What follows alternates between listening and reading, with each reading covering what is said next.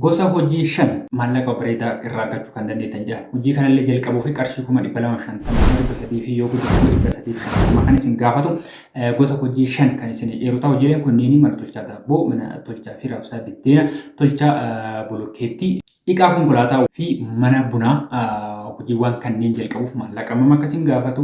Akkamitti ammoo akka jalqabuu dandeettan galiin isaa ji'aan yookaan ammoo guyyaan irraa arganu maal fakkaata? Hojiilee kanneen iddoo akkamitti jalqabuu qabna, iddoo akkamitti hojjechuu qabna, akkamitti hojjechuu qabna kan jiru tokko isin biraan gaasiin jechuudha. Egaa hojiilee amma isin kaase kanneen shanani yoo barbaadan kophaa keessan hojjechuu dandeettan, yoo barbaadan ammoo nama lama sadii walitti gurmooftanii hiriyoota keessan, maatii keessan, obboloota keessan waliin hojjechuu akkamitti akka dandeettan illee kan waliin ilaaluuta isin jechuu barbaada. Egaa dhuma odeeffannoo kanarratti hojiilee kanneen shanan keessa hojii tokko immoo akka jalqabdan ammoo abdii qaba. Ibrahim jedhama. Namoonni yeroo jalqabaatiif garuu chaanalii kana hojjetan subscribe gochuudhaan maatii keenya dabalaa maatii keenya kan taatan immoo viidiyoo kana like godhaatiin afaan baasin jechuudha. Egaa dhuma odeeffannoo kanaatitti waan bareeda akka jalaa argattanii baatan isin jechuudha. Hojiilee amma isin kaase kanneen shan irra ji'attaa ta'uu guyyaatti galiiwwan babbareedaa akka argachuu dandeettan qarshii muraasaan illee akka jalqabuu dandeettan kan isin eeru.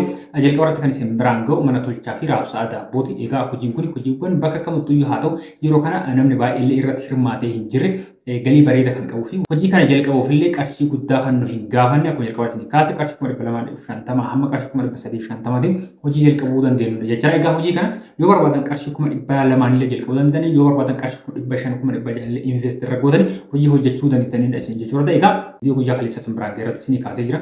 Maashina daabboo tolchuu kana qopheeffatanii magaalaawwan barbaadan keessatti iddoo barbaadan keessatti hojii kana yoo jalqabdan galii bareedaa argachuu dandeettan. Yoo barbaadan qarshii hamma kanaa maashinaan bittanii ittiin hojjechuu dandeettan illee yoo hin qabne warra maashinaan hojjetan yookaan immoo warra tolchaniitti raabsan irraa fudhataniiti suuqa xiqqoo keessatti isin ammoo tuyyuu gurguruu uummatatti gurguru nama dhufee fireedhaan isin irraa bitatutti gurguruu dandeettan jechuudha. Yoo xiqqaate guyyaatti daabboo 300, 400 hamma 500 illee gurguruu dandeettan.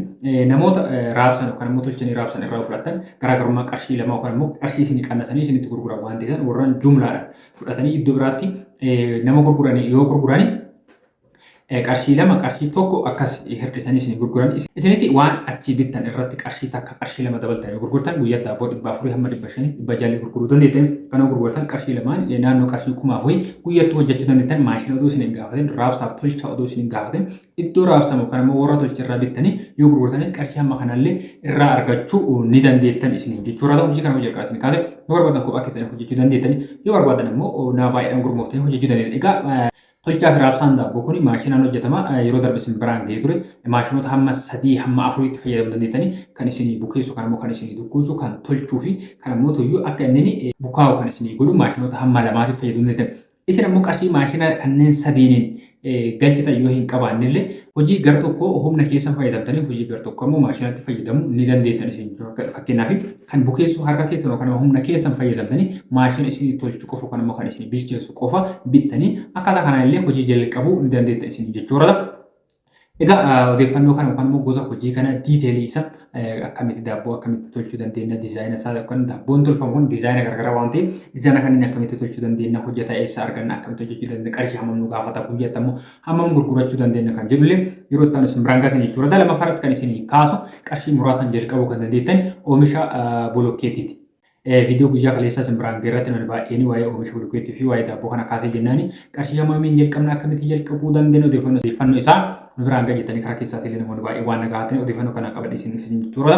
Oomisha bolokkeettii kana yeroo kana wantoota hojiiwwan galii bareedaa irraa argachuu dandeenya, hojiiwwan namni baay'ee irra hirmaatee hin jirree fi qarshii muraasaan akkuma jalqaba isaa kaasa hamma qarshii 350 hojii jalqabuu dandeenyudha jechaadha gosti hojii kanaati.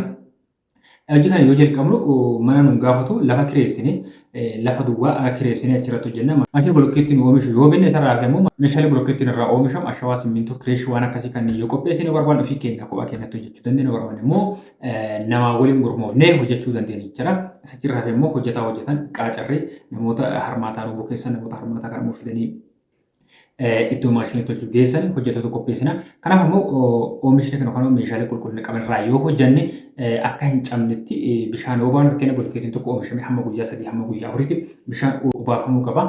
Oomisha isaa akkasitti abbaa 15 abbaa 20 jennee gosa gosaan yoo oomishne kanaaf galii bareedaa irraa argachuu dandeenya. Qarshii muraasaan immoo jalqabuu dandeenya isin jechuudha. Baasiiwwan isaa guyyaa guyyaatti baafnu waan hin jirre lafa kireessina maashina binnaa achi booda immoo wanti guyyaa guyyaatti nu baafnu wanti guyyaa guyyaatti nu dadhabnu hin jiru. Isachirraa immoo oomishne maallaqa sassaaboo kana maamilaaf dhiyeessuu qofa isin jechuudha. gosti hojii kanaa maallaqa bareedaa kanarraa argachuu dandeenyu fi maallaqa giddu galeessaan hojjechuu kan dandeenyu hojiiwwan hanga mana baay'een irratti hirmaatee hin jiran. Inni itti aanu raabsaa fi tolchaa biddeenaati. Hojii maallaqa muraasaan jalqabuu dandeenyu keessaa kun isa tokko akkasumas hojii galii bareedaa irraa argachuu dandeenyu keessaa isa tokko jecha tokko isaa irratti yookaan immoo qarshii muraasa irraa argachuu dandeenya. Gaafa walitti deebi'e immoo qarshii bareedaa irraa argachuu dandeenya. Even ofii keenya irratti tolchinee raabsuu yoo baanne warra tolchuu irraa fudhannee ofii keenya raabsuu ni dandeenya. Akkaataa guyyaa kaleessaa isin kaasisanii isin jechuu barbaada. Namoonni tolcha fi raabsaa biddeena kana irratti hirmaachuu barbaadan humna elektiriikii yoo fayyadamtan irra gaariidha. Isa qoraaniin hojjetamu caalaa isa humna elektiriikii fayyadamtanitu irra gaarii. Akkasumas immoo hojjettoota lamaa sadii dabaluudhaan qulqullinaan yoo dhiyeessitan yeroo kana biddeen qulqulluu argachuun rakkisaadha waan ta'eef isin qulqullina meeshaalee qulqullina qabu akka bareedu akka namni barbaadu yoo dhiyeessatan galii bareedaa argachuu danda'anii hojii kanallee jalqabuu fi maallaqa guddaa kan isin hin gaafanne isin jechuu barbaada. Inni itti aanu mana bunaati. Mana bunaa jechuun hojiiwwan yeroo kana maallaqa bareedaa argamsiisaa jiranii fi namni baay'ee irra hirmaatee jiru namni baay'een jireenya isaa ittiin jijjiiraa jiru keessaa tokko mana bunaati. Hojii kana qarshii 50,000 irraallee jalqabdanii hojii hojjechuu dandeettanidha jechuudha. Hojii qabaa isin kaasa hojii tokko qarshii hamma barbaadan irratti investi gootanii iddoo hojii keessanii mana hojii keessanii bal'iftanii meeshaalee bal'inaan galchitanii meeshaalee babbareechitanii mana keessan babbareechitanii akkaataa isaanii illee hojjechuu ni dandeettan. Garuu hojii kana qarshii 50,000 illee nama irraa qabu hojjechuu dandeessan jechuudha. Amma magaalaa baay'ee keessatti argatanii jiraatan idduma suuqii namaa yookaan immoo iddoo qinxaabootitti afur sarara barandaa kireeffachuudhaan qarshii muraasan teessoo fi waan buna itti danfistu qofa bitattee jalqabuu dandeetta. Kanaaf hojii yoo hin tuffanne inni jijjiira jettee yoo amante yookaan namni guyyaa keessatti yeroo lama yookaan yeroo lamaa ol yeroo sadii buna fayyadamu waan ta'eef kanaaf hojii yeroo kana galii bareedaa argamaa jiran keessaa tokko isa.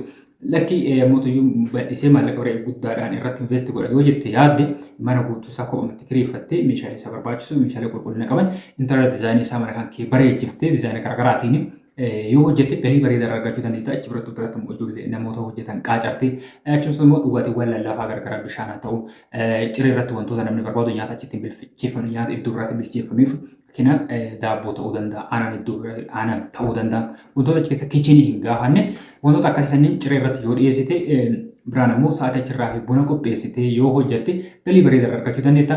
Qarshii muraasaan illee jalqabuu dandeetta. Hojii silaa namni qarshii miiliyoonaan investi godhee hojjetu caalaa galii bareedaa irraa argachuu dandeettan. Hojii kanas akka jalqabaa isin kaase ofii keessan qophatti hojjechuu dandeettanii nama waliin gurmooftanii hojjechuu dandeettan. Inni itti aanu dhiqaa konkolaataa kaarwoosh.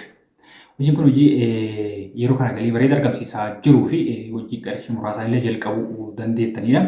Konkolaataa qofa dhiquu dhiiftee dabalataa waan namni biraa hin goone biraatti namarraa layyatti gootee minxaafii dhiquu minxaafii yookaan namoonni mana isaanii keessatti kan fayyadaman iddoo itti dhiqan isaan rakkisuu danda'a. Waajjiraalee garaagaraa keessatti mana amantaa keessatti minxaafii fayyadaman kanneen iddoo akkas akkasanii fidee dhiquu barbaada waan ta'eef namni isaan kanneen dhiquu biratti immoo konkolaataa dhiquu konkolaataa lama sadii iddoo tokkotti dhiquu lafa isatti hojjetu kireeffattee yookaan immoo ofii keessanii yoo qabaattan lafa ofii keessanii irratti gibbii mana keessanii irraa cinaa isaa murtanii itti hojjechuu dandeettan. Kanas hin qabdan yoo ta'e lafa kaarii 200 ifin lafa kaarii 100 irratti illee hojjettan hojjechuu hojii dandeettanidha. Hojii maallaqa muraasaan jalqabuu danda'an garuu galii isaa galii olaanaa irraa argachuu dandeettanidha jecha. Hojjettoonni of biratti isin qaacartanii hojjisiisan illee hojii ogummaa irratti waan hin doonne waan ta'eef dhiquu qofa waan ta'eef maallaqa muraasaan qaacartanii biratti hojjisiisuu ni dandeettan.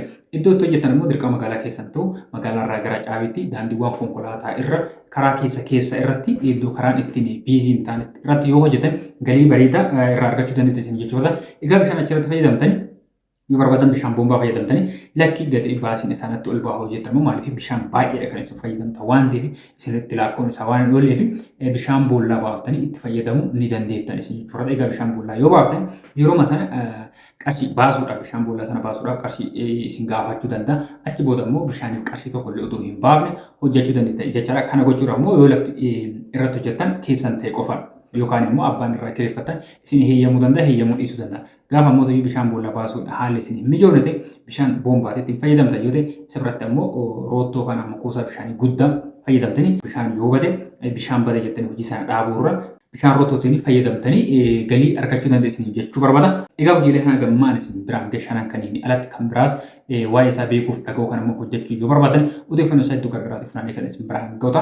Kan amma isin biraan ga'e gosa hojii shanan kanas diiteelii isaa yookaan gadi fageenyaan qarshii hammam na barbaachisaa akkamitti jalqabuu danda'a maal na barbaachisaa guyyaatti ammoo galiin isaa maal fakkaata kan jedhu tokko tokko isaan kophaatti viidiyoo biraatiin kan isin dhiyeessu taasisan jechuudha. Egaa odeeffannoo guyyaarraa qabda isiniif kan hangammaa isin biraan gahaa ture kana asirratti ammoo waan isiniin gadi waan ifa isiniin ta'an waan gaafatan yoo qabaatan yaada keessan koomentii jala kaa'uu ni dandeettan isaanitti ammoo karaa keessaatiinis waan barbaadan gaafachuu dandeettan isin jechuudha. Waan hortanii galatoomaa galanii keessan dachaa viidiyoo biraatiin ammoo deebinutti baay'ee.